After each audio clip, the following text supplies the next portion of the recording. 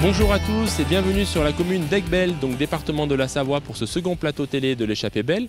Alors nous sommes ici aujourd'hui avec Martine Dedon, présidente de l'office de tourisme Porte de Maurienne, Lise Barallier, donc chargée de mission à la communauté de communes Porte de Maurienne, Germain Vandenécou, donc à la Fédération française de randonnée pédestre pour le département de l'Isère, Bernard Michon, donc président de l'espace Beldon, maire de Revel et conseiller départemental de l'Isère, Florent Hubert, donc créateur de l'échappée belle et également président de l'association Échappée belle, Séverine Bourrassé, donc en charge du développement durable au sein de l'association Échappée belle, et Émilie Gagnère, chargée des animations au sein de l'échappée belle.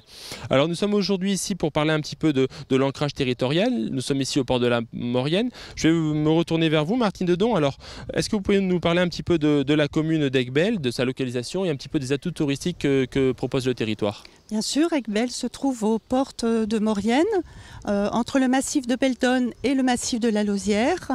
On est à 20 minutes d'Albertville, 30 minutes de Chambéry, 50 minutes de Grenoble et 1h30 de Lyon. D'accord. Donc aujourd'hui on est sur un massif, on est sur une commune qui est le point final de l'échappée belle puisqu'on est sur la ville d'arrivée. Alors est-ce que vous pouvez nous parler un petit peu du lien que vous avez et de l'implication que vous avez avec l'événement ? Eh bien, nous avons mis en place des thématiques pour que les familles des coureurs puissent découvrir notre territoire. Et donc nous avons 4 thématiques. Une sur l'eau, contes et légendes de l'eau, qui permet de visiter les lacs de pêche, les lacs de baignade. Nous avons mis également en place Secret Défense. Secret Défense est visiter tous nos forts qui ont permis donc de défendre notre territoire. Et puis petite histoire de mines, puisque nous avons des mines ici, extraction des mines de fer. Voilà un peu toutes les thématiques que nous avons mis en place, qui permettra donc à toutes les familles des coureurs de se distraire sur notre territoire. Bien, écoutez, merci. Des animations pour vraiment permettre de satisfaire les coureurs, mais également les accompagnants. Je me tourne vers Lise Barallier, donc chargée de mission à la communauté de communes Porte de Maurienne. Alors, est-ce que vous êtes partenaire depuis le début de l'échappée belle? Est-ce que vous pouvez nous parler un petit peu des enjeux et de l'intérêt que vous avez eu à vous associer à cet événement? Oui, l'échappée belle est pour nous une opportunité de rayonnement et d'attractivité de notre territoire. On peut préciser qu'il s'adosse en grande partie à l'itinéraire GR 738 Haute Traversée de Beldon et qui, avec le tour de la Lausière sur le massif voisin, nous ouvre sur le tourisme de grande randonnée. Et pour notre territoire, l'offre touristique est un ancrage fort au niveau de la randonnée, puisqu'on y trouve des sentiers de randonnée de diverses variétés et de grande qualité.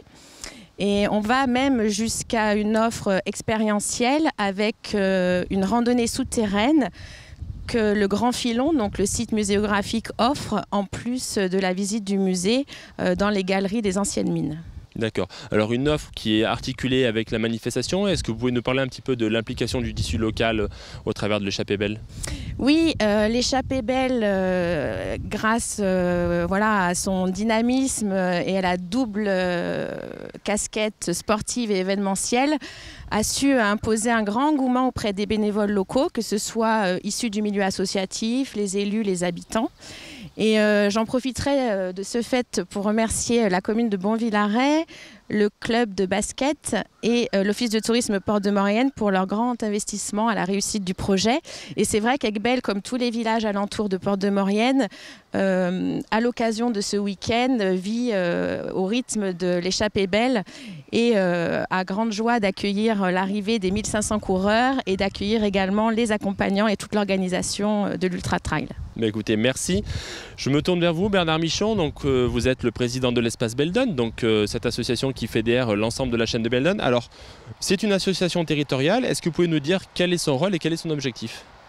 Les buts essentiels de cette association sont de fédérer l'ensemble des acteurs, mais aussi de porter des projets de développement de l'ensemble du territoire, sur tout domaine, que ce soit sur le tourisme, l'économie, la forêt, la culture, le pastoralisme et l'agriculture. D'accord. Alors, c'est donc une association qui fédère toute cette chaîne. On va revenir un petit peu sur le trail et parler de l'échappée belle. Est-ce que vous pouvez nous parler, donc 5e édition, vous êtes partenaire depuis le début. Est-ce que vous pouvez nous parler un petit peu de cette rencontre et pourquoi l'échappée belle et l'espace Beldon ont pu justement s'entendre pour pouvoir mettre en place un événement qui dure depuis 5 ans et qui est une grande réussite? Alors Florent Hubert est venu nous voir il y a environ 6 ans, je pense, dans ces eaux-là, pour nous parler de son projet. Et tout de suite, son projet nous a plu parce que c'était vraiment un projet ancré territorialement. On est vraiment sur une course qui s'est construite avec l'ensemble des habitants, avec l'ensemble des acteurs. On a parlé des acteurs touristiques, mais je crois que tous les habitants de Beldon ont eu un regard bienveillant sur cette course parce que ça a été quelque chose qui est de l'ordre de la co-construction. Et je crois que ça a été la clé de cette réussite. C'est vraiment cette rencontre, parce que c'est aussi une rencontre humaine qui se décline d'ailleurs chaque année à travers l'organisation de la course. Alors vous parlez de rencontres humaines. Quels sont les acteurs qui, au sein du massif, ont pu être fédérés autour de cet événement? On va parler des communes, mais il y a peut-être d'autres acteurs. Alors c'est vrai que les premiers ont été les maires parce qu'il fallait une autorisation et je me souviens ça n'a pas été facile dans toutes les communes. Une minorité a été un peu froide à l'idée de monter ce projet. Mais on a aussi les éleveurs qui sont présents sur la course, avec lesquels il faut travailler. On a les gardiens de refuge, on a les acteurs du tourisme et les hébergeurs. On a aussi les habitants parce qu'il faut voir l'engouement sur certains relais des habitants qui sont très présents et qui sont très mobilisés sur l'accueil de cette course. Bien écoutez, merci. Je me tourne vers vous, Florent Hubert, donc créateur de l'échappée belle et président de l'association Échappée belle. Alors, on a parlé de sécurité sur le précédent plateau. Alors, est-ce qu'on peut revenir un petit peu sur l'origine de la course? Comment vous est venue l'idée de créer une course de 144 km qui aujourd'hui est réputée les plus dures de France et qui traverse le massif de Beldon? Alors au début c'est né en fait d'un petit groupe de passionnés, d'un petit groupe de copains, voilà, de Chambéry. On était dans une association tout simplement de course à pied, on s'entraînait ensemble et on cherchait à vivre un petit peu autre chose aussi que juste courir et s'entraîner. Et on s'est dit bah tiens, pourquoi pas nous organiser une course, d'autres le font donc on doit pouvoir le faire. Et de fil en aiguille, on est passé de l'organisation d'un 10 km voilà, à bah tiens, puisqu'on est des coureurs de longue distance, pourquoi est-ce qu'on ne se fixerait pas d'organiser une course qui nous ressemble? Et puis après, j'avais eu l'occasion en parallèle de faire la traversée en plusieurs jours. C'est ma femme qui m'a fait découvrir la traversée en plusieurs jours, gros sac à dos, etc., par les Hauts de Beldon. Moi j'avais adoré et je m'étais dit, bah tiens, on l'a, notre course de longue distance, elle est ici. Bon, après ça a été un petit peu compliqué puisqu'on a fait une petite reconnaissance avec quelques coureurs très, très entraînés et à l'arrivée ils m'ont dit mais il n'y a jamais personne qui va réussir à faire ce truc, c'est beaucoup trop dur. Bon finalement on s'est accroché, on s'est dit qu'on on a adapté un petit peu le parcours et puis on est arrivé sur l'idée que de toute façon il fallait essayer pour savoir si c'était faisable ou pas. Et puis après, il fallait obtenir les autorisations. Et puis on a pris le parti de dire on part pas sur une idée toute faite, on n'impose pas un projet. On n'est pas chez nous déjà, voilà, donc on va aller sonder un petit peu les uns les autres, savoir ce qu'ils en pensent. On a eu une très bonne oreille auprès de l'espace Beldon. On a senti qu'il y avait déjà certainement cette idée de GR qui était un petit peu dans les cartons, je pense depuis quelques temps, et qui était déjà très avancée. J'en sais rien. Moi, j'étais pas dans les petits papiers à cette époque-là, mais j'ai senti voilà que si on le faisait, en gros, on nous a dit faites-le, mais si vous le faites, faites-le intégralement sur tout le massif. Donc nous, on était contents puisque c'était un peu notre idée de départ. Donc voilà, donc on a démarré comme ça avec un premier soutien de l'espace Beldon. Et puis après, on a été rencontrer les communes principales. Et puis on a fait un vote à main levée à l'Assemblée Générale de l'espace Beldon qui nous a conforté dans l'idée que ça pouvait se faire, voilà. Alors après, entre là, ça peut se faire et ça se fait, il y a eu beaucoup d'étapes. Bon, un pari osé, un pari réussi. Est-ce que vous pouvez nous parler un petit peu des inscriptions pour cette 5e édition? Où est-ce qu'on en est au niveau des inscriptions? Combien de participants? Quelle est un petit peu la représentativité des participants étrangers? Alors ça, c'est notre grande fierté. On a démarré la première année en 2013 avec une dizaine de nationalités. à peine 10% d'étrangers. Là, on est plutôt entre 15 et 20% suivant les courses, parce qu'il y a 3 épreuves et on a 27 nationalités de représentées. Et c'est une grande fierté parce qu'il y a des gens qui viennent spécifiquement pour la première fois en France, en Beldon.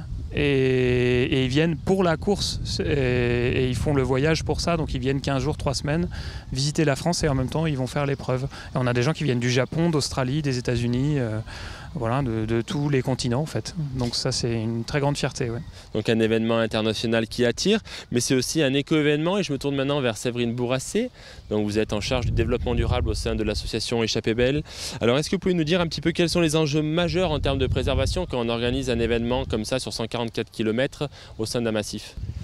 Les enjeux principaux, c'est la gestion des déchets, puisqu'on en produit beaucoup et tout le long, et également le transport et le lien au territoire. Alors, des enjeux qui sont peut-être difficiles. Est-ce que, donc on est sur la 5e édition, je crois que vous avez été récompensé pour les efforts que vous avez menés depuis ces 5 années. Est-ce que vous pouvez nous dire un petit peu quelles sont les actions qui ont été les plus faciles à mettre en œuvre et peut-être les plus difficiles ? Les plus faciles à mettre en œuvre, ça a été la gestion des déchets, c'est ce qu'on a fait en premier. Pour vous donner quelques chiffres, ici sur le site d'Aiguebelle, qui est le plus gros site de la course, il est actif pendant 3 jours et demi et pendant ce temps-là, on produit environ 17 mètres cubes de déchets, tout compris. Ça représente un petit camion. On produit tout le long de la course 10 000 bouteilles. On produit également des déchets compostables vu qu'il y a pas mal de fruits sur les ravitaux et j'ai fait le calcul, ça représente 150 kg de peau de banane par exemple. Voilà, soit on les composte, soit sinon ça part à l'incinération, donc il y a vraiment des enjeux de ce côté-là. Ça c'était le plus facile à aborder finalement, puisqu'il suffisait de faire le tri des déchets. Après l'enjeu le plus difficile à gérer, c'est le transport, puisque c'est un réel enjeu. L'Échappée Belle est une traversée, donc tout ne converge pas autour d'un point. On part d'un départ, on arrive à un autre point, donc ça génère énormément de flux de marchandises d'un point à l'autre et également des flux de personnes. Et tout ça, on a une personne dédiée à l'organisation pour optimiser les flux de marchandises et pour les personnes, pour que 1500 coureurs ne riment pas avec 1500 voitures, on met en place des navettes à disposition pour que chacun puisse poser sa voiture et ça permet même à certaines personnes de venir en train et de ne plus du tout prendre leur voiture. Donc ça, une sacrée organisation. Je vais vous parler un petit peu de la dynamique. Plus de 300 bénévoles, plus de 1500 coureurs. Comment est-ce qu'on fait pour justement fédérer un petit peu tous ces acteurs aux actions développement durable ? On l'a vu, ça vient de toutes parts, ça vient de l'organisation de la course et ça vient aussi du territoire. La fédération, c'est de l'énergie en fait. Et cette énergie, elle vient des bénévoles. Assurer des actions de développement durable, ça demande énormément d'énergie puisque tout est dans les détails. Ne pas jeter un verre, ça veut dire le laver, le stocker, le transporter. Et puis après, d'autre part, nous, on fait des efforts aussi pour se tourner vers le territoire, notamment en termes d'achat. Voilà. Et on gère l'aspect financier au même titre que l'aspect économique, que l'aspect environnemental aujourd'hui. Et ça, c'est une grande fierté. Merci. Je vais me tourner maintenant vers Émilie Gagnère, donc vous êtes en charge des animations au sein de l'Échappée Belle. Alors, est-ce que vous pouvez nous parler un petit peu de ces animations ? On est sur une manifestation qui traverse un massif. Comment est-ce qu'on fait pour organiser des animations sur la totalité d'un massif ? Alors effectivement, c'est une traversée, donc il y a pas mal d'étapes. Alors l'idée à la base, c'était déjà de créer vraiment un événement, une fête ouverte à toutes et à tous, et de pas que ce soit un événement vraiment orienté que pour les trailers, mais aussi pour les habitants, pour les locaux.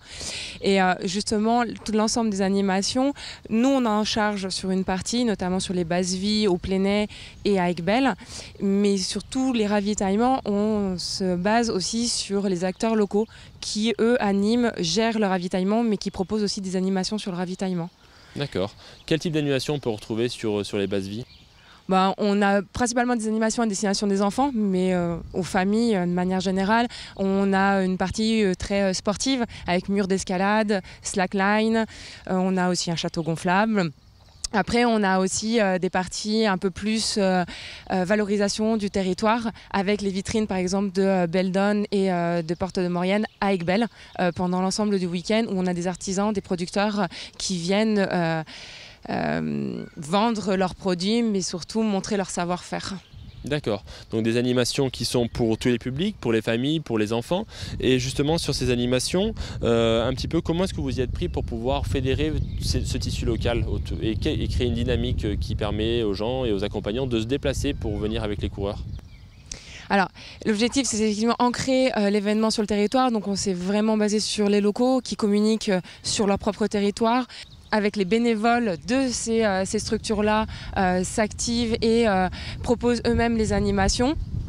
Et puis, on a aussi le flyer animation qui va être distribué largement sur l'ensemble du massif, qui va être distribué dans les mairies, dans les offices de tourisme. Les offices de tourisme sont aussi un appui vraiment important pour la communication, mais pour l'organisation de l'événement. Et puis, cette année, nouveauté, on a un roadbook accompagnant qui va être bientôt finalisé et qui va être envoyé à l'ensemble des coureurs, parce que justement aussi l'objectif, c'est de faire venir les familles des accompagnants pour venir découvrir le territoire. Merci Émilie pour toutes ces informations et donc une manifestation riche d'animation. Alors je me retourne vers vous Bernard Michon, donc président de l'espace Beldon. On est en 2017, donc 2017, création d'un nouveau GR, le GR 738, donc un GR qui traverse l'ensemble du massif de Beldon. Alors est-ce que vous pouvez nous parler un petit peu de ce projet et pourquoi justement l'espace Beldon s'est engagé sur un nouveau chemin de grande randonnée? Les raisons sont multiples. Je dirais que la première, c'est que ça nous a permis d'avoir un trait d'union entre l'Isère et la Savoie. D'ailleurs, vous avez vu le jeu 738, 73, 38, qui sont assemblés à travers le nom de ce GR. Mais au-delà de tout cela, c'était pour nous l'occasion de faire découvrir le territoire entre cimes, paysages, les alpages, la forêt. Enfin, vraiment, il y a des tas de choses à voir sur ce territoire qui est assez alpin. Et puis, c'est aussi l'occasion de faire du développement économique à travers l'accueil de toutes les personnes qui, en venant découvrir ce territoire, viennent consommer sur le territoire, viennent profiter du territoire et viennent dormir sur le territoire. Donc un GR qui sera en service à partir de cette année. Je me tourne maintenant vers Germain, donc Vandenécoute, donc chargé de mission à la Fédération française de randonnée pédestre de l'Isère, donc et en charge notamment du balisage. Alors on est sur un nouveau GR. Est-ce que vous pouvez nous parler un petit peu de ce GR? Est-ce qu'il suit vraiment le tracé de l'échappée belle? Et un petit peu quels sont les atouts de ce GR par rapport à tous les GR qu'on peut avoir sur la région? Ouais. Alors, donc effectivement, là, depuis le début de l'année, la Fédération française de randonnée pédestre a homologué, gère un tracé qui est très proche de celui de l'échappée belle telle qu'elle est aujourd'hui, à quelques exceptions près, au niveau par exemple du glacier de Frédane sur lequel ne passe pas le GR. Donc on a nous un tracé qui est un petit peu plus court, en 11 étapes. On est quand même dans un GR plutôt difficile, qui serait similaire à un Tour des Écrins par exemple, si on veut comparer à quelque chose qu'on a sur notre territoire. Voilà, qui va toucher des randonneurs itinérants qui ont déjà une bonne connaissance de la randonnée itinérante. Voilà, au niveau du calendrier pour cette année, là on a déjà démarré le balisage, mes collègues de la Savoie ont déjà bien attaqué. Et nous en Isère, on attend un petit peu aussi la suite de la fonte de la neige pour pouvoir attaquer les parties les plus hautes. Et puis on aura terminé donc le balisage blanc-rouge, qui est le balisage spécifique du GR. D'ici la fin de l'été, septembre-octobre, on devrait avoir terminé. Donc voilà, cet itinéraire est quand même dès maintenant praticable par le randonneur, parce que du coup on s'appuie sur un réseau de sentiers, de promenades de randonnée qui est déjà existant. Et donc voilà, j'espère que le GR, comme l'échappée belle, sera une vitrine de ce massif de Beldon qui est à